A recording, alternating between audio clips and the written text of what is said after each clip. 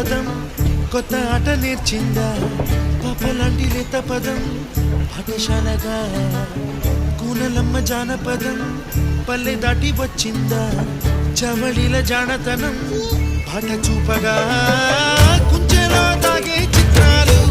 ఎదురొచ్చేలా